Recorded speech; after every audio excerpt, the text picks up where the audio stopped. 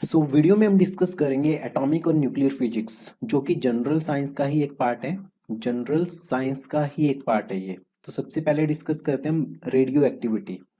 Video को pause करके एक बार सोच के देखो कि आपको रेडियो एक्टिविटी वर्ड से क्या एक्चुअली में क्लिक कर रहा है, कि आप इसको रेडियो एक्टिविटी को कैसे डिफाइन करोगे। रेडियो एक्टिविटी बेसिकली एक फिनोमिना है that sending out of harmful radiation. कैसे?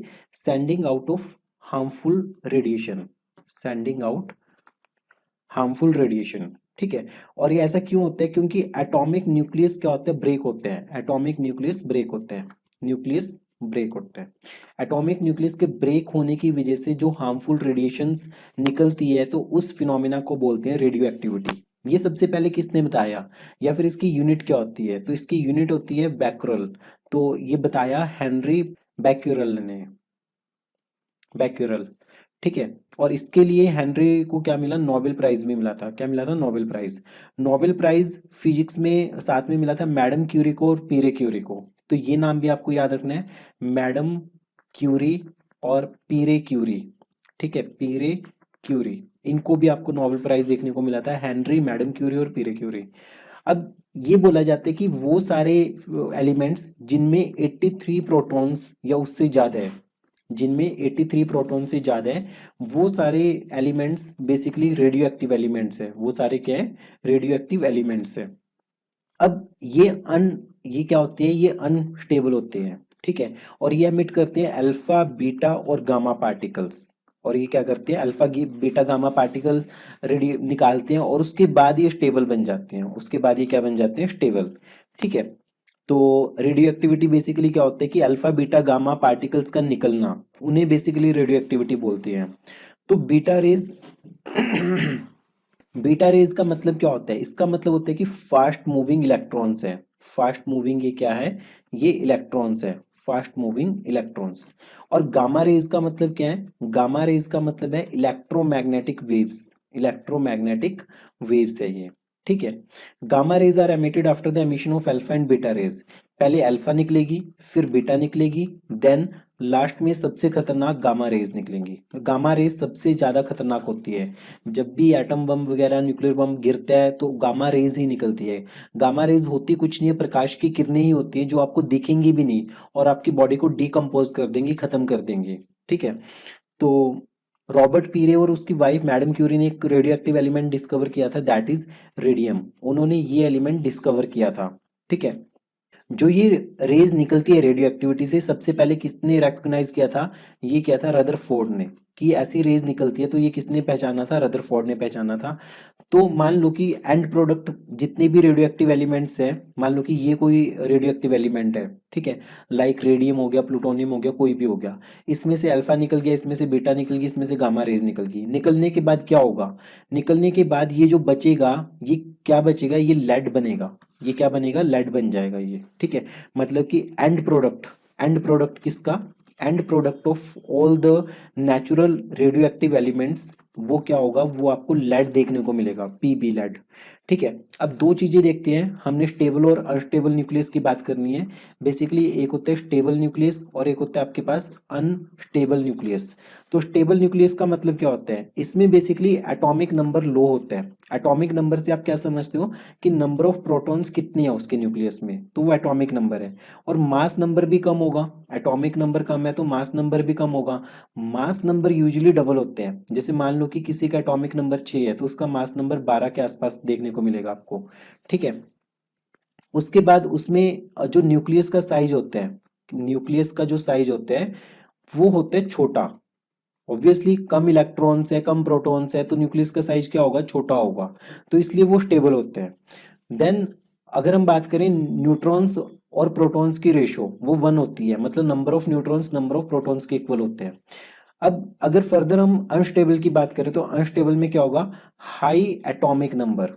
इसमें हाई एटॉमिक नंबर, जैसे 83 प्रोटॉन्स से ज़्यादा हो जिसमें, इसमें मास नंबर भी हाई हो जाएगा, क्योंकि हमें पता है कि mass number twice of atomic number होते हैं, तो मास नंबर हो जाएगा बहुत बड़ा। ठीक है, न्यूक्लियस का साइज भी बड़ा हो जाएगा, बिगर साइज होगा न्यूक्लियस का। उसके बाद जो न्यूट्रॉन टू प्रोटॉन की रेशियो है, मतलब number of neutrons are greater than number of protons, ये आपको याद रखना है, number of neutrons greater than number of protons.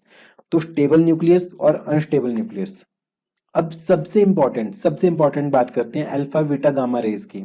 So 3 columns बना रहे हैं हम, सबसे पहले अल्फा, फिर बीटा और फिर गामा। ठीक है, इनको अलग अलग पैरामीटर्स पे डिफरेंशिएट करेंगे कि कैसे कौन इफेक्ट करते हैं। सबसे पहले ओरिजिन, इसका बर्थडे कहाँ पे सेलिब्रेट होता है अल्फा रेज का, तीनों की तीनों न्यूक्लियस से निकलती है, तीनों कहाँ से, न्यूक्लियस से। ठीक है, ओरिजिन तीनों का न्यूक्लियस है। ठीक है, उसके बाद इसके नेचर की बात करते हैं कि इनकी प्रकृति कैसी है, इनका स्वभाव कैसा है। तो अल्फा रेज की बात करें तो वो पॉजिटिव रेज होती है, पॉजिटिवली चार्ज्ड होती है, पॉजिटिवली चार्ज्ड। और बीटा रेज क्या होती है, नेगेटिवली चार्ज्ड होती है। और गामा रेज न्यूट्रल होती है, गामा क्या होती है, न्यूट्रल। तो सेकंड हमें पता चल गया, ये क्वेश्चन आपसे स्टेटमेंट में पूछा जाएगा कि beta rays are negatively charge, beta rays are neutral, beta rays are positively charge. तो हर एक पॉइंट से आपकी एक स्टेटमेंट बन रही है क्वेश्चन की, और एक स्टेटमेंट आपका पूरा क्वेश्चन गलत या सही करवाने में हेल्प कर सकती है। उसके बाद अगर हम बात करें कंपोजिशन की, तो कंपोजिशन कैसा होगा, कंपोजिशन की बात करें तो ये हमारे को अल्फा रेज बेसिकली किससे मिलके बनी होती है, हीलियम पार्टिकल से। और बीटा रेज किससे मिलके बने होते हैं, इलेक्ट्रॉन से, इलेक्ट्रॉन पे नेगेटिव चार्ज होते हैं। और गामा किससे होते हैं, फोटॉन्स, फोटॉन्स। कंपोजिशन की बात हो रही थी यहाँ पे, तो ये कंपोजिशन है आपके पास। उसके बाद अगर हम मास की बात करें तो मास क्या होगा, तो मास इसका तो गामा रेज का तो 0 मास है, और इसका मास कितना होगा, 9.1 इंटू 10⁻³ ठीक है। तो और इसका मास होगा अल्फा का 6.4 इंटू 10⁻27 ये अल्फा का मास, बीटा का और गामा का मास होगा। एज सच मास इतना इंपॉर्टेंट नहीं है, बस ये है कि अल्फा ये वाली भारी है, अल्फा रेज है जो वो थोड़ी भारी है, और ये हल्की है, और ये तो गामा तो सुपर हल्की है, ये उससे भी हल्की है। देन अगर हम बात करें इलेक्ट्रिक और मैग्नेटिक फील्ड का क्या इफेक्ट होगा, इलेक्ट्रिक एंड मैग्नेटिक फील्ड का क्या इफेक्ट होगा। ठीक है, तो इलेक्ट्रिक और मैग्नेटिक फील्ड अगर हम डिस्कस करें इस केस में, तो अल्फा रेज डिफ्लेक्ट हो जाएंगी इसकी प्रेजेंस में, बीटा रेज भी डिफ्लेक्ट हो जाएंगी, पर गामा रेज कहते हैं हम पे कोई फर्क नहीं पड़ेगा, नो इफेक्ट, ये सुप्रीम है। ठीक है, उसके बाद वेलोसिटी की बात की जाए, सबसे इंपॉर्टेंट वैसे वेलोसिटी है। ठीक है, वेलोसिटी जो गामा रेज की वेलोसिटी होती है वो सबसे ज्यादा होती है, 3 × 10⁸ जो लाइट ऑफ स्पीड है उसके बराबर की वेलोसिटी होती है। और अल्फा रेज की वेलोसिटी मिनिमम होती है, और बीटा रेज बीच में फंसा हुआ है, तो इसकी वेलोसिटी इससे ज्यादा होती है और इससे कम होती है, तो ये बीच में होती है, इन मिडिल। अगर एक चीज सोच के देखो कि किसी चीज की वेलोसिटी बहुत ज्यादा है, ठीक है, तो वो उसकी पेनिट्रेशन पावर, मतलब कि उसकी भेदन क्षमता भी ज्यादा होगी। तो यहां से आपको पेनिट्रेशन पावर का पता चलेगा, पेनिट्रेटिंग पावर का, किसका, पेनिट्रेटिंग पावर। आपसे क्वेश्चन पूछा जाएगा, स्टेटमेंट लिखी होगी कि penetrating power of gamma rays is greater than penetrating power of alpha rays. तो ट्रू है, क्योंकि इसकी स्पीड सबसे ज्यादा है, कोई कोई पार्टिकल बहुत तेज स्पीड से जा रहा है तो वो उतनी ही ज्यादा पेनिट्रेट करेगा। ठीक है, तो इसकी सबसे मैक्सिमम पेनिट्रेटिंग पावर है, इसकी मैक्सिमम पेनिट्रेटिंग पावर है, इसकी मिनिमम पेनिट्रेटिंग पावर है, और इसकी इन मिडिल, इसकी बीच में है, इन मिडिल। ठीक है, तो ये आपको याद रखना है। उसके बाद अगर हम बात करें आयनाइजेशन, आयनाइजिंग पावर, कौन सी, आयनाइजिंग पावर, ये है हमारे पास आयनाइजिंग पावर। तो आयनाइजिंग पावर में आपको अल्फा रेज का देखने का मिलेगा, ये सबसे ज्यादा मैक्सिमम होती है आयनाइजिंग पावर इसकी, और गामा रेज की होती है सबसे ज्यादा मिनिमम, सबसे ज्यादा मिनिमम, और ये इन मिडल बीटा रेज की। तो ये अल्फा बीटा गामा के बीच की प्रॉपर्टीज थी, ये बहुत इंपॉर्टेंट है। फिर से गामा रेज की स्पीड सबसे ज्यादा होती है, पेनिट्रेशन पावर सबसे ज्यादा होती है, इलेक्ट्रिक और मैग्नेटिक फील्ड में कोई फर्क नहीं पड़ता, सबसे ज्यादा खतरनाक होती है, नेचर इनका न्यूट्रल होते हैं। और बीटा रेज नेगेटिव होती है, डिफ्लेक्ट होती है ये इलेक्ट्रिक और मैग्नेटिक फील्ड की प्रेजेंस में।